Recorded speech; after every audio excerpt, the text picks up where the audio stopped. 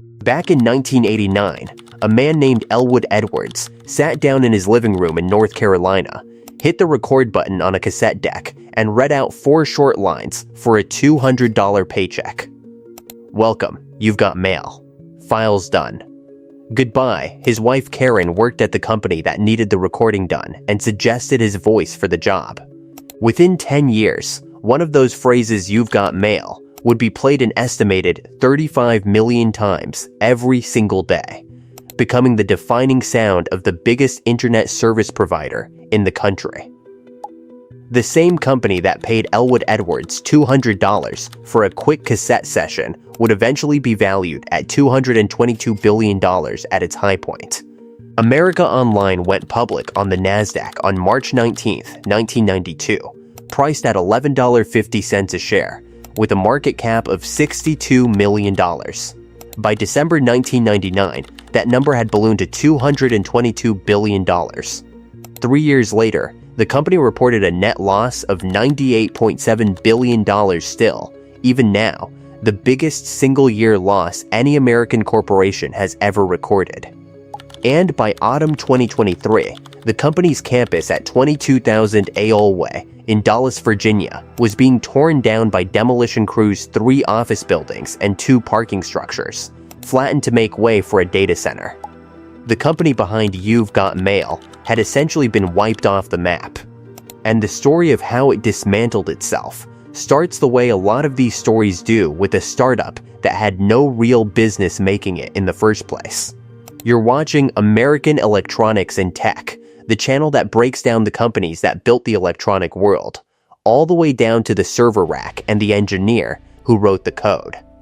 If this is the kind of content you're into, go ahead and subscribe and hit like, because the climb here is just as wild as the crash.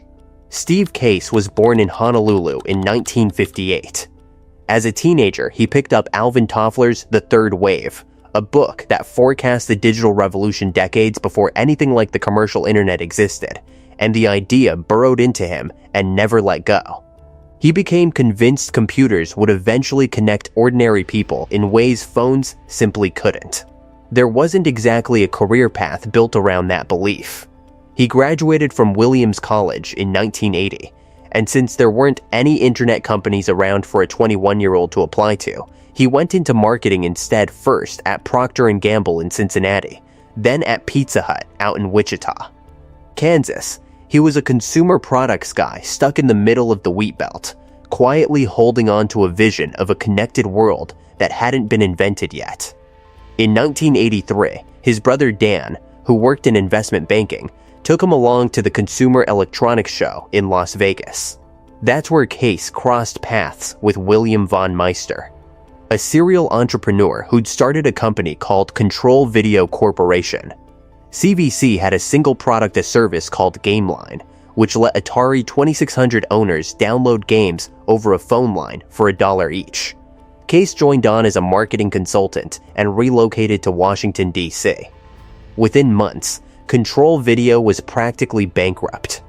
But the fallout from that collapse produced the exact people who'd go on to build the next thing. Jim Kimsey was a West Point graduate and a decorated airborne ranger who'd done 3 combat tours, 2 of them in Vietnam. His West Point classmate, Frank Cofield, a partner at the venture capital firm Kleiner Perkins, brought him into Control Video as a manufacturing consultant. Kimsey wasn't a tech guy. He was someone who knew how to keep a dying company alive, and that's exactly what he did. The third key figure was Mark Serif, a young engineer responsible for designing and building the technical infrastructure that made dial-up connections work at all the system tying together a home computer, a phone line, and a modem to reach something bigger than the room you were sitting in. In 1985, the 3 of them took what was left of Control Video and rebuilt it into a new company, Quantum Computer Services, working out of offices in Vienna, Virginia. Some sources point to 1983, the year Control Video first hired Case as the true founding date. This channel places the line at 1985, when Quantum was intentionally assembled from the remains of a failed venture. Their debut product was Q-Link, an online service designed for the Commodore 64. In 1985, only around 3% of Americans were online at all, and those who were spent roughly an hour a week connected. The market Case was chasing barely existed yet. For the next 7 years, the company pushed forward through sheer grind. Quantum built out services for IBM and Apple computers, watched Apple eventually pull out to build its own competing platform, and survived on stubbornness and thin cash reserves. Case has said there were periods in the late 80s when his own parents called to suggest maybe it was time to find a real job. Layoffs happened. Partnerships fell through.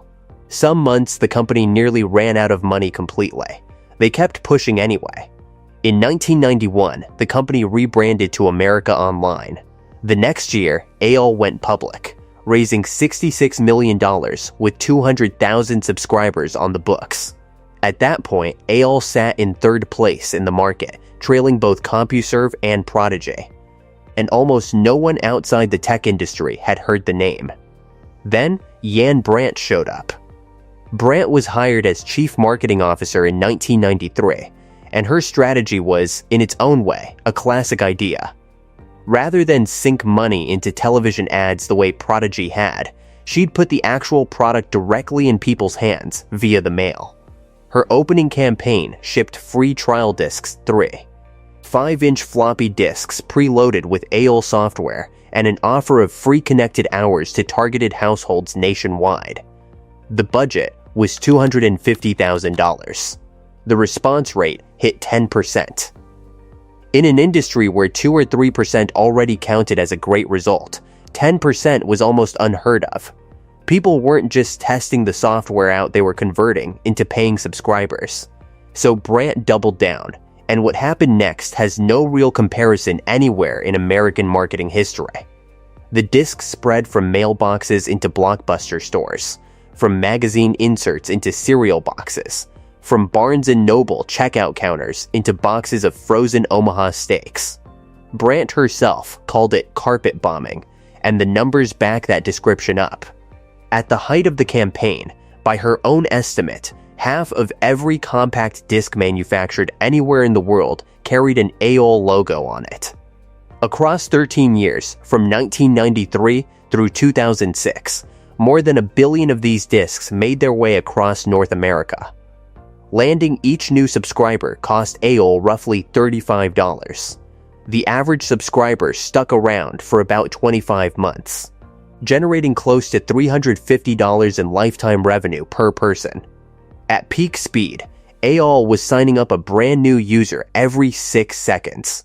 The subscriber count grew from 200,000 in 1992 to more than 10 million by the end of the decade, fueled by a disc you might find in your mailbox, your cereal box, and your Blockbuster bag, sometimes all within the same week.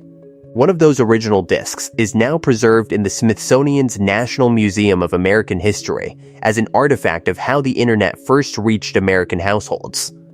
In December 1996, AOL scrapped its hourly billing model entirely, switching to a flat 19.95 monthly rate. The system nearly buckled under the resulting demand almost instantly. Millions of users tried logging on simultaneously. Busy signals became routine, and thousands of frustrated subscribers canceled outright. Steve Case appeared on camera, promising the company was working around the clock to solve it. And they did solve it within 3 years. The subscriber base crossed 10 million, and AOL relocated to a new campus in Dulles, Virginia to accommodate growth that refused to slow down. But inside that expanding company, something else was quietly forming, something leadership never asked for, and initially tried to shut down entirely. In 1994, an engineer named Barry Appelman dreamed up an idea that would go on to reshape how Americans communicated, a contact list showing you, live, exactly which of your friends were currently online. He called it the Buddy List. It sounds like an obvious idea now, since every social media platform has since borrowed it. But in 1994, nothing like it existed.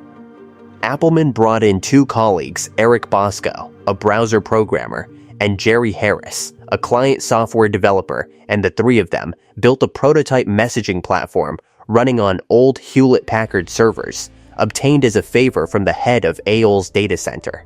The whole project was completely unauthorized. Nobody in leadership had any idea it was happening. They coded it after hours, purely because they believed it was worth building. When they eventually showed the finished product to management, the response was hostile. Executives wanted the project killed, and according to Appleman, they wanted him fired for building it in the first place. The core issue was simple. AOL's whole business ran on subscriptions, and Appleman had built a free tool that even non-subscribers could use. Giving it away for free looked, from leadership's perspective, like sabotaging the company's own revenue model from within. But the product team pushed back hard, and eventually leadership backed down. AOL Instant Messenger quietly launched in May 1997. Within 4 years, it had 36 million active users. By the mid-2000s, AIM held 52% of the online messaging market across North America. The away message became the direct predecessor of the tweet. The buddy list turned into the friends list. The chime that played when someone logged on evolved into today's notification sound. Barry Appleman, the man who nearly got fired for building it, went on to be credited on 77 patents. AIM turned out to be the single most culturally influential product AOL ever made, and the company never generated direct revenue from it. That quiet failure, invisible to everyone at the time, ended up functioning as a dress rehearsal for everything that would follow. AOL's stock didn't need AIM's revenue to keep rising. The internet itself was now driving history forward, and AOL was riding right at the top of that wave. The company inked a landmark agreement with Microsoft.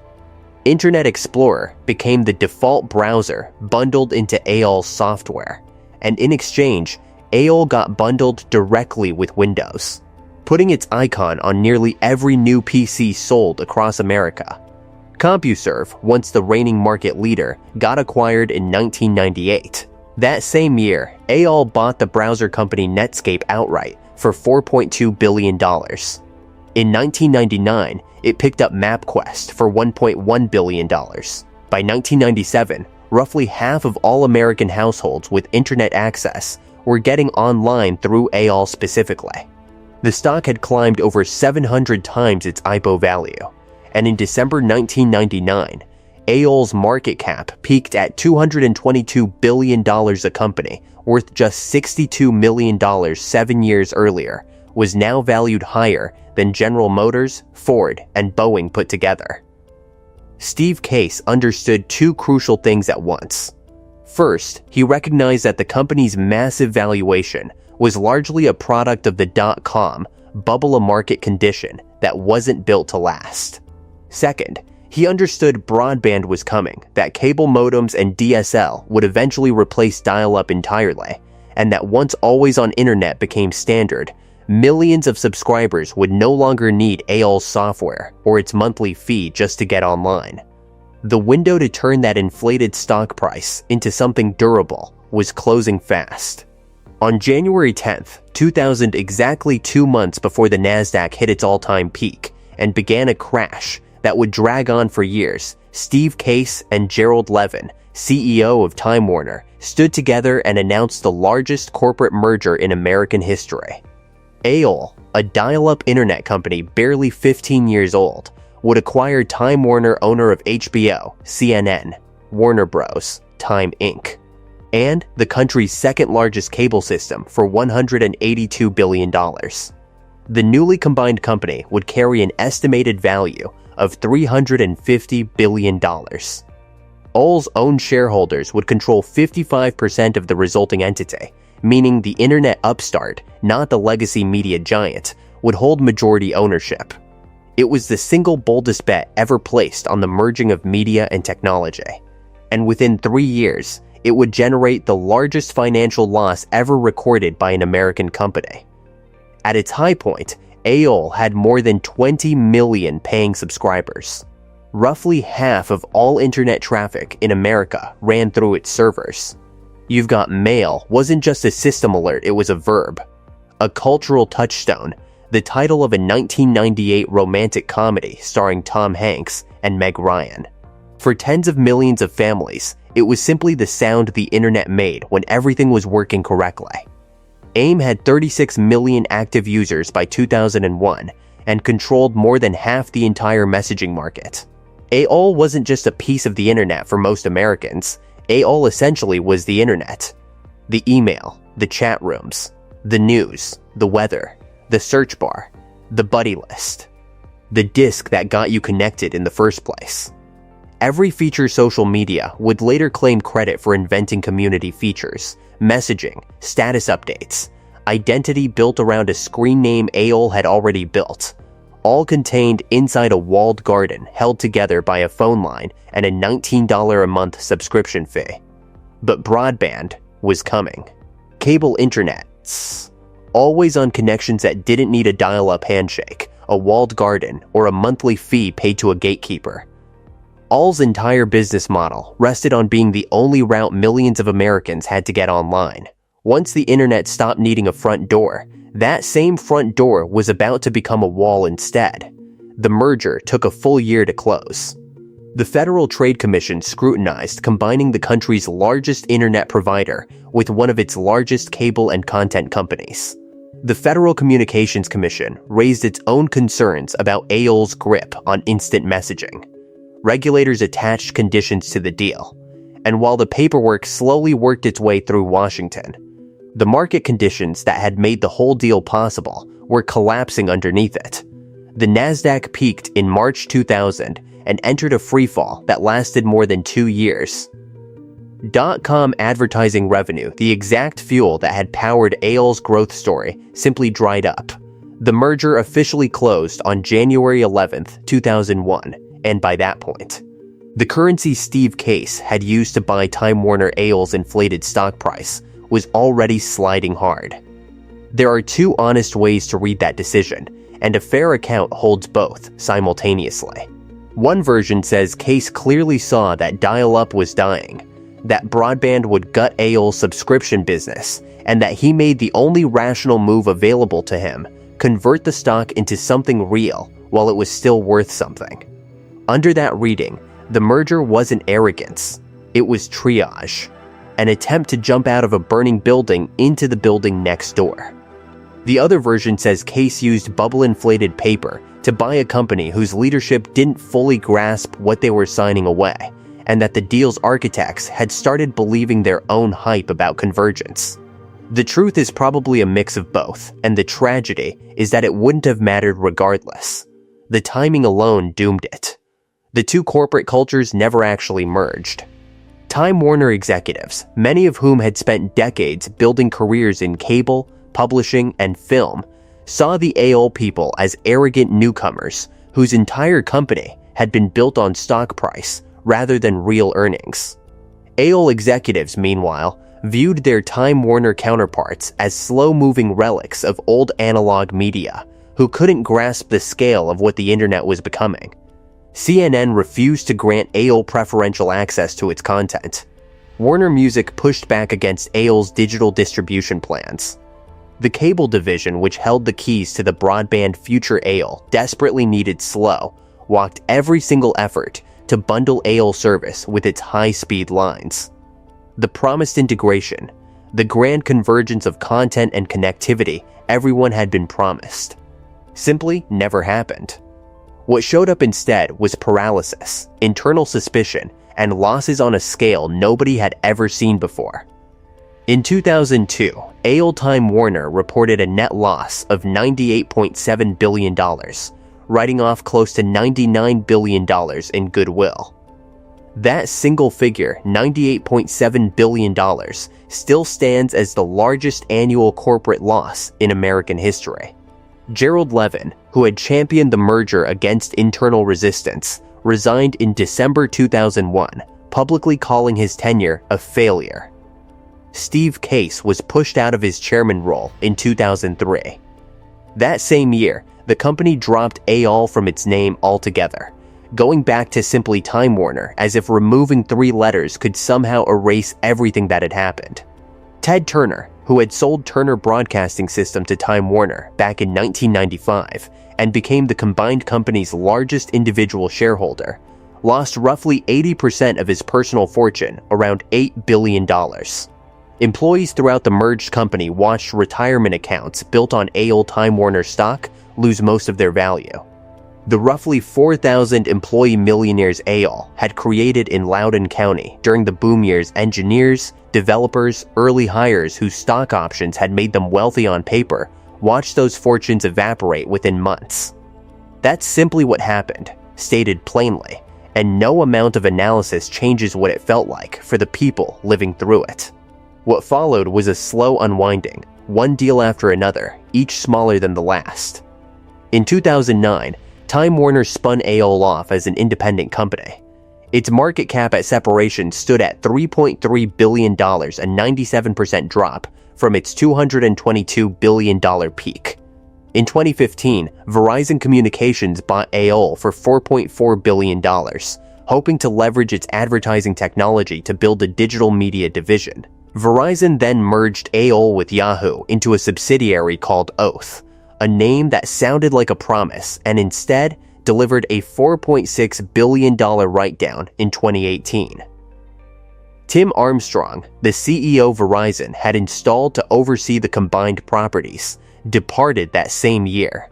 In 2021, Verizon sold AOL and Yahoo together to the private equity firm Apollo Global Management for a combined $5 billion, roughly half of what Verizon had originally paid to acquire the two companies separately. The properties were absorbed under the Yahoo brand. In 2025, the Italian software company Bending Spoons acquired AOL from Apollo for a reported $1.5 billion. Walk through that math from start to finish. A company once valued at $222 billion eventually sold for $1.5 billion, under 1% of what it had once been worth. A company that had used its own stock to purchase Time Warner for $182 billion was itself later bought for less than the cost of the disk campaign that had built its subscriber base in the first place. In the fall of 2023, demolition crews showed up at 22,000 AOL Way in Sterling, Virginia. They knocked down 3 office buildings, 2 multi-level parking garages, a mail hub, and a pedestrian bridge that had once spanned Pacific Boulevard, linking wings of a campus that once buzzed with thousands of people building the internet's front door. Cafeteria kitchen equipment got donated to the Dallas South Soup Kitchen. The concrete was processed and reused. The 43-acre site was cleared to make room for a hyperscale data center, since the same area AOL helped fill with tech talent and fiber optic cable. Loudoun County's data center alley now handles an estimated 70% of the entire world's internet traffic. The company itself is gone. The infrastructure it helped establish now carries the modern internet on its back. But what AOL actually built didn't disappear along with the campus. AOL Mail still serves roughly 30 million monthly active users, people who picked out a screen name 20 or 25 years ago and simply never left. The Away message a teenager spent 20 minutes perfecting back in 2002. Rewriting it 4 separate times before dinner was the earliest rough draft of the tweet, the status update, the story post. The buddy list turned into the friends list on every social platform that came afterward. The notification chimed that little digital tap on the shoulder letting you know someone was thinking of you, traces directly back to the door, opening sound in AIM. Mark Zuckerberg himself has said AIM shaped how he approached messaging on Facebook.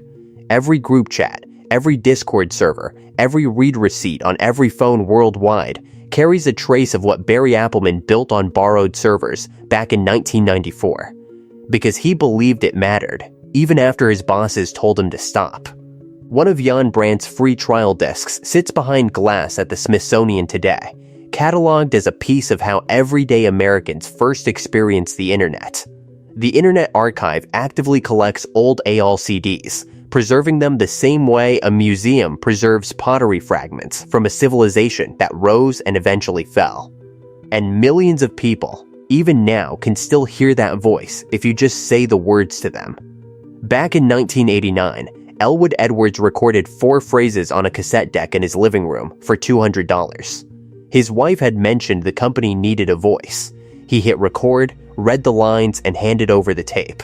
He had no idea the recording would eventually be heard billions of times, that it would show up in a Tom Hanks movie, that he'd be recognized by his voice for the rest of his life, or that the company paying him $200 would one day be worth $222 billion before being wiped off the map entirely. Edwards spent his later years working at a Cleveland TV station, made a memorable appearance on The Tonight Show, delivering his famous line to a laughing studio audience, and for a while even drove for a rideshare company. He passed away on November 5th, 2024, one day shy of his 75th birthday, at his home in North Carolina. The campus where his voice once routed through server after server had already been demolished by then. The data center rising in its place will carry internet traffic that no longer needs a greeting, a modem screech, or a front door. AOL didn't lose the internet. AOL was the internet right up until the internet stopped needing a front door at all. If you ever had an AOL screen name, if you remember that modem screech and holding your breath waiting for the connection to lock in, if you agonized over crafting the perfect away message, or dug a disc out of your cereal box on some random Tuesday morning, drop a comment below. Tell us the screen name, the year, and whether you can still hear that voice in your head. The people who actually dialed in understand what was built and what was lost far better than the people who eventually sold it off. Subscribe to my channel, because this is where the stories of the companies that built the electronic world get told and kept alive. We've got the story of another American tech empire coming up next, and you won't want to miss how that one ends either.